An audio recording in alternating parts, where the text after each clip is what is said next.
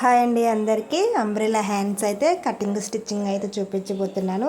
ఈ హ్యాండ్ వచ్చేసి లోపల మనకు ఉన్నట్టే ఈ హ్యాండ్ ఉంటుంది అనమాట. పైన ఇలా వేసుకోవచ్చు. అంటే చేతులు లేకుండా కొంతమంది ఇష్టపడరు కదా, అలాంటి వాళ్ళకి ఇలాగ యూజ్ అవుతుంది అనమాట. ఫస్ట్ అయితే మన సారీ క్లాత్తోనే పెట్టమని చెప్పారు కాబట్టి సారీ క్లాత్ అయితే ఒక 14 ఇంచులు అయితే వెడల్పు తీసుకున్నాను. పొడవు వచ్చి మొత్తం పూర్తి పొడవు అనమాట. కత్తిరించేసుకొని ఇలా 2 భాగాల కింద చేసుకోవాలి. మనం ఒక లేయరే కాబట్టి 2-3 లేయర్స్ వేసుకోవాలంటే వేరే క్లాత్ అనేది విడిగా కొనుక్కోవటం బెటర్. ఎందుకంటే సారీ అనేది సరిపోదన్నమాట. ఈ బ్లౌజ్ వచ్చి అర్జెంట్ కాబట్టి సారీ బ్లౌజ్ వేసేయమన్నారు, అందుకని ఇలా కట్ చేస్తున్నాను అనమాట. అయినా ఇలాగే బాగుంటుందని ఒక ఐడియా అనమాట. ఎందుకంటే సారీ మొత్తం ఫ్లవర్స్ వచ్చినాయి కదా, ఇది వచ్చేసి అంబ్రెలా హ్యాండ్స్కి బాగుంటుంది, సిల్క్ది కదా అని ఇంకా బయట క్లాత్ ఏది తీసుకురాలేదనమాట. నేను వెడల్పు వచ్చి 14 ఇంచులు అయితే తీసుకున్నాను. ఒక కుర్చీ అంత అనమాట. ఒక కుర్చీ అంత పెట్టుకొని 14 ఇంచులు అయితే తీసుకొని ఒక 22 వచ్చింది కదా పొడవు, 20 ఇంచులు పెట్టుకున్నాను. ఇప్పుడు వచ్చేసి హ్యాండ్ పొడవు తీసుకొని మనం హ్యాండ్ పొడవు కన్నా ఒక 2 ఇంచెస్ ఎక్స్ట్రా అనేది పెట్టుకోవాలన్నమాట. ఎందుకంటే హ్యాండ్ అనేది అది లోపలికి వెళ్ళిపోతే కనపడకుండా ఉంటుంది కాబట్టి 2 ఇంచెస్ అనేది ఎక్స్ట్రా తీసుకోవాలి. హ్యాండ్ పొడవు వచ్చేసి నాకు 5.5 వచ్చింది. 5.5 వస్తే దానికి నేను ఒక 1 ఇంచ్ ఖర్చు కోసం 2 ఇంచులు ఏమో ఎక్స్ట్రా పెట్టుకున్నాను. మొత్తం 8 ఇంచులు 8.5 అలా పెట్టానండి. మొత్తం ఇలాగ చుట్టూరు 8.5 అలా పెట్టుకొని ఇక్కడేమో 2.5 పెట్టుకుంటున్నాను. ఇక్కడ 2.5 పెట్టుకున్న తర్వాత మనకి బ్లౌజ్ ఉంటుంది కదా, ఈ బ్లౌజ్ తీసుకొని తిరగేసి ఒకవైపు హ్యాండ్ లూజ్ ఎంతో చూసుకోవాలి. ఇక్కడ నుంచి పట్టుకొని కుట్టు వరకు, ఫస్ట్ కుట్టు ఉంటుంది అక్కడ వరకు 7.5 వచ్చింది. ఇక్కడ నుంచి ఇలా పెట్టుకొని 7.5 వరకు ఇలా పెట్టుకొని ఇలా క్రాస్గా గీసుకొని ఒక 1 ఇంచ్ ఎక్స్ట్రా పెట్టుకుంటే ఖర్చులోకి వెళ్ళిపోద్ది.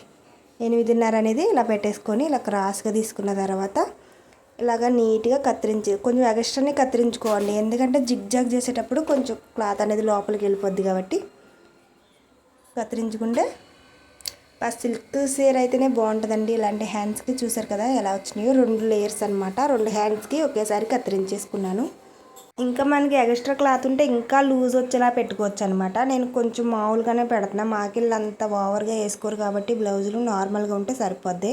ఇప్పుడైతే స్టిచ్చింగ్ చూపిస్తాను. ఫస్ట్ అయితే మనం బ్లౌజ్ మొత్తం కుట్టేసుకున్న తర్వాత హ్యాండ్ దగ్గర ఆపేసుకొని ఇక్కడ సెంటర్ ఉంది కదా, సెంటర్లో అనేది ఒక మార్కింగ్ అయితే పెట్టేసుకోవాలి. ఇలా సెంటర్లో ఈ సెంటర్ మార్కింగ్ మనకి బ్లౌజ్ మార్కింగ్ సెంటర్ పెట్టేసుకున్న తర్వాత అటు ఇటు ఎలాగ బ్లౌజ్ హ్యాండ్ అయితే ఫస్ట్ కుట్టకూడదు, ఇదే ఫస్ట్ కుట్టుకోవాలి కాబట్టి అటు ఇటు ఫస్ట్ అయితే ఒక వైపు నుంచి కుడుతున్నాను చూడండి. ఇలాగ రఫ్ చేసుకుంటూ కొంచెం కొంచెం లాక్కుంటూ ఇలా కుట్టుకోవాలన్నమాట.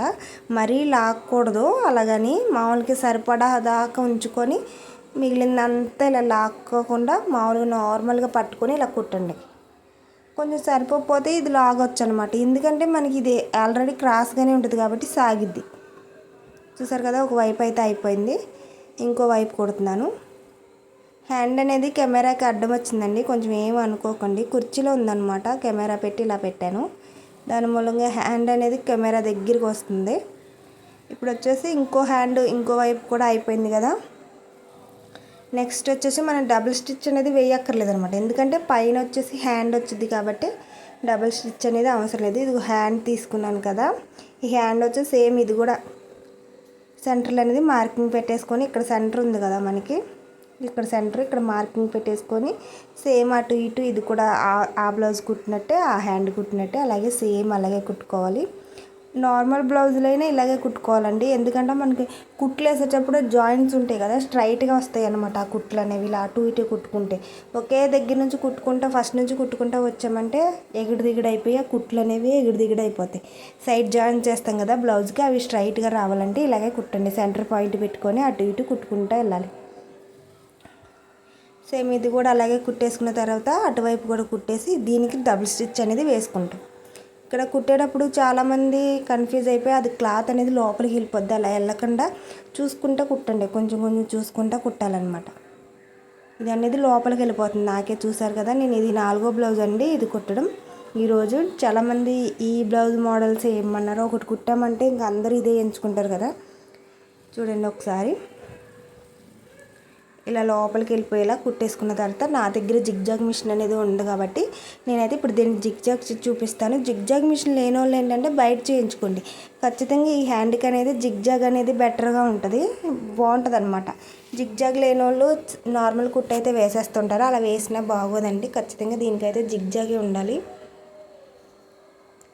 ఇలా పెట్టుకొని సేమ్ దారం పెట్టాను కదా, ఇలా పెట్టుకొని మనకి కొంగులు కుట్టేది ఉంటుంది కదా, పాదం వచ్చి అది పెట్టుకున్నాను. కొంగులు కుట్టే పాదంతో ఇలా చిన్నగా నడుపుకుంటే మనకి ఎక్కువ లోపలికి వెళ్ళిపోకుండా ఇలా ఉంటుంది అనమాట. ఈ క్లాత్ ఎక్కువ లోపలికి వెళ్ళిన ఇబ్బంది, తక్కువ వెళ్ళిన ఇబ్బంది, ఎందుకంటే పీస్ వచ్చింది కాబట్టి శారీ క్లాత్ అనేది కొంచెం ఎక్కువ అయినా పర్లేదు, తక్కువ అయినా పర్లేదు, అలా కుట్టుకోండి.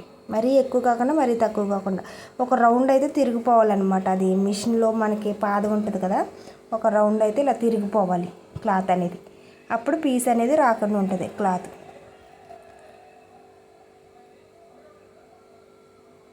మా పాప వచ్చి డిస్టర్బ్ చేస్తుందండి, బ్లౌజ్ అనేది కుడుతుంటే ఏదో అడుగుతుంది. స్కూల్ నుంచి వచ్చిందనమాట ఇప్పుడే. ఇంకో కుట్టేశాను కదా, ఇప్పుడు వచ్చేసి మనకి సైడ్ జాయింట్స్ ఉంటాయి, అవి కూడా వేసి బ్లౌజ్ అనేది ఎలా రెడీ చేశానో చూపిస్తాను. ఇప్పుడు వచ్చేసి ఒకవైపు సైడ్ జాయింట్స్ వేస్తాను చూడండి. నేను ఎప్పుడైనా ఒక హ్యాండ్ కుట్టంగానే వేసేసుకుంటాను అనమాట, ఇలా మెలుకులు తిరిగిపోకుండా ఉంటుందని బ్లౌజు. ఈరోజు వీడియో తీస్తున్నాను కదా, అందుకనే కుట్టలేదనమాట. ఫస్ట్ అయితే ఒక కుట్టు అయితే వేస్తున్నాను. ఆ హ్యాండ్స్కి పైపింగ్ గట్టా ఏమీ చేయలేదండి, ఎందుకంటే లోపలికి వెళ్ళిపోద్ది కాబట్టి ఇంకా పైపింగ్ అనేది చేయలేదన్నమాట. మెడకు ఒక్కదానికే చేశాను నేను ఓన్లీ.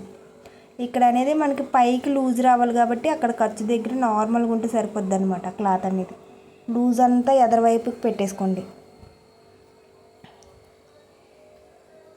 కుట్టేసేసుకున్న తర్వాత ఇంకో చూసారు కదా, నేను లూజ్ అనేది ఇటువైపుకి తోసేసాను, ఇటువైపు కూడా వేస్తున్నాను. బ్లౌజ్ అనేది మెలుకులు తిరిగిపోతుంది చూసారా. ఒకసారి మనం హ్యాండ్ అయిపోయిన తర్వాత సైడ్ జాయింట్ అనేది ఒక కుట్టేసేసుకుంటే అలా అటు ఇటు వెళ్ళకుండా ఉంటుంది అనమాట బ్లౌజ్ అనేది. ఎక్స్ట్రా ఉన్న క్లాత్ కట్ చేసేసుకోండి, నీట్గా వచ్చింది అప్పుడే.